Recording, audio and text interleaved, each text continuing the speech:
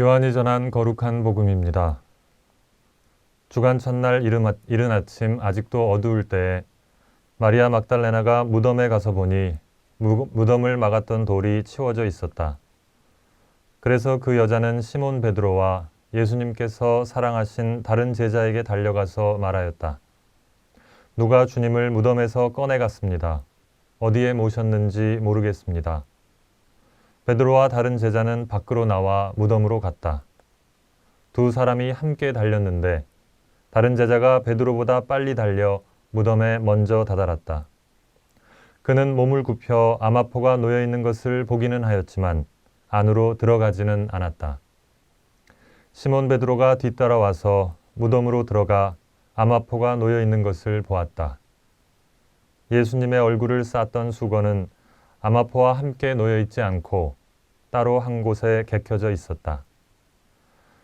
그제야 무덤에 먼저 다다른 다른 제자도 들어갔다. 그리고 보고 믿었다.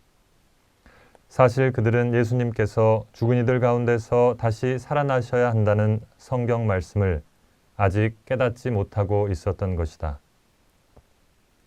주님의 말씀입니다.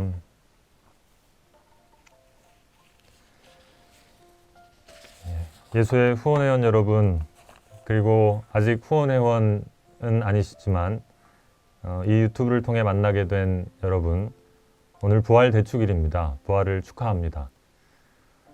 오늘 무슨 말씀을 드릴까 생각하다가 우연히 어떤 글을 읽게 됐습니다.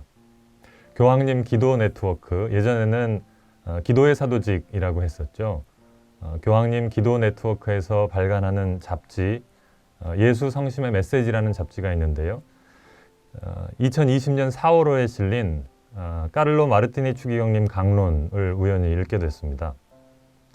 마르티니 추기경님의 그 강론 말씀을 제가 이해한 대로 좀 나눠드리면 좋겠다고 생각하게 됐습니다. 제가 부활을 축하합니다 이렇게 인사드렸지만 사실 제 마음은 좀 찜찜합니다. 껄쩍지근한 마음이 좀 있죠. 부활 대축일이기 때문에 마냥 기쁘고 마냥 행복하지는 않다는 말씀입니다. 한편으로는 기쁘고 축하 인사를 전하고 싶으면서도 부활 대축일을 맞이하는 제 마음의 다른 한편은 좀 시큰둥하고 밋밋하고 그렇습니다. 뭔가 마음이 따로따로이고 갈라져 있습니다. 한편으로는 마음속에서 막 노래가 나오죠. 예수 부활하셨네 하는 그 노래 있잖아요. 기쁘죠. 또 기뻐해야죠. 예수님께서 죽은 이들 가운데서 부활하셨다. 당신께서 부활하셔서 모든 사람에게 생명을 나눠주셨다. 그 믿음 때문에 기쁘죠. 그런데 마음 한켠에서 이런 목소리가 들려옵니다. 그래서 뭐 매년 돌아오는 이 부활절이 마냥 기쁘지는 않는 거죠. 좀 시큰둥합니다. 그런 마음도 있습니다.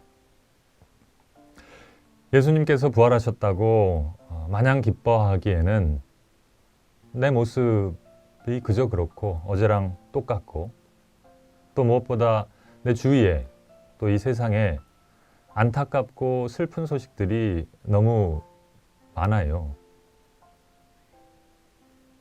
코로나 때문에 몸은 지치고 마음은 힘들고 경제적으로 어려움에 처하신 분들이 많습니다. 목숨을 잃은 택배 노동자들 소식도 계속 들려오고요. 또 우리와 멀지 않은 나라 미얀마에서 군부의 총탄에 사람들이 죽어갔고요. 전 세계적으로 보면은 전쟁, 난민, 굶주리고 있는 사람들, 환경오염 이런 것들을 생각하면은 절망적이죠. 그래서 이런 목소리가 제 마음 안에 들리는가 봐요. 부활 대축일이지만 그래서 뭐 크게 뭐 예수님은 부활하셨고 생명을 선포하셨는데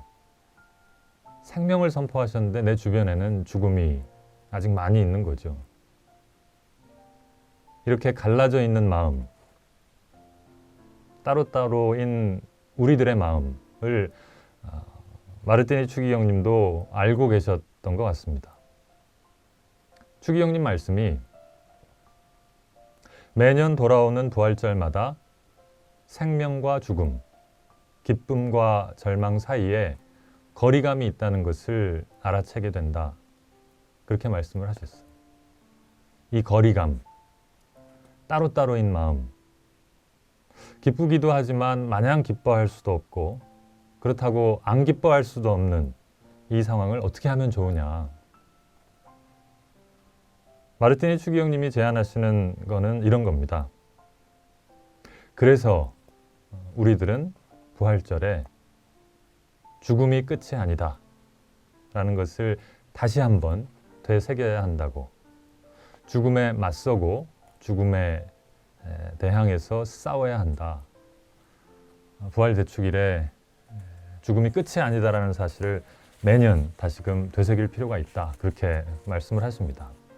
추기경님이 힘주어서 말씀하십니다.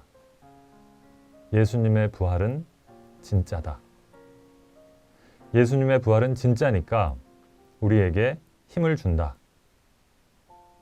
비록 지금 우리 눈에 예수님의 부활이, 예수님의 생명이 생생하지 않아도, 비록 지금의 내 현실과 세상 돌아가는 모습이 죽음과 절망으로 가득해 보여도 예수님의 부활은 진짜고 진짜니까 우리에게 힘을 준다. 저는 이렇게 추기경님 강론을 읽었습니다. 추기경님 말씀이 예수님 부활은 캄캄한 어둠 속에 던져진 씨앗 같은 것 같다. 그 씨앗이 아직 활짝 꽃을 피우지는 않았을지언정 그 생명의 힘은 계속 커나가고 있고 결국에 열매를 맺을 것이다. 죽음에 짓눌리지 말고 내 안에서, 세상에서 생명의 힘이 열매를 맺어가고 있다는 것을 발견하고 찾아내고 믿어야 한다고 그렇게 격려해 주시는 거죠. 그러니 맞서 싸우자고, 삶과 죽음이, 희망과 절망이 팽팽히 맞서고 있는 이 전쟁터에서 체념하거나 포기하지 말고 생명이 이길 때까지 함께 싸우자고 독려하십니다. 따지고 보면 예수님께서 부활하셨다 하는 것은 그리스도 신앙의 핵심입니다. 아니, 예수 부활은 그리스도 신앙의 전부라고 해도 과언이 아닙니다.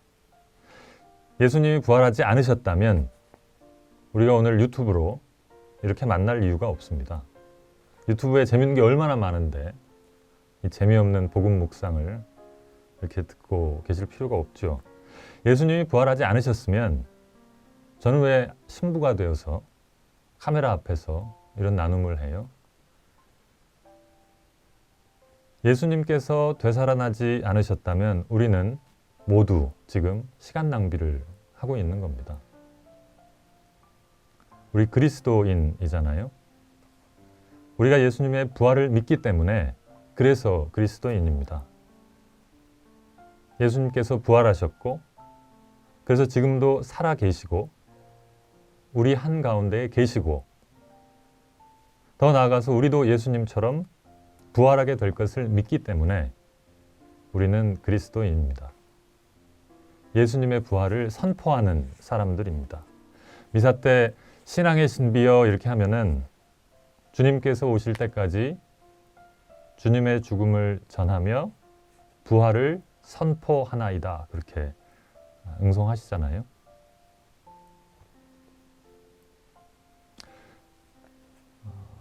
돌아가셨지만 정의루 신부님은 부활절은 달리기 하는 날이라고 말씀을 하셨다고 합니다. 오늘 복음에 보면 마리아도 뛰고 베드로와 다른 제자도 뛰지요. 달리기 하는 날입니다.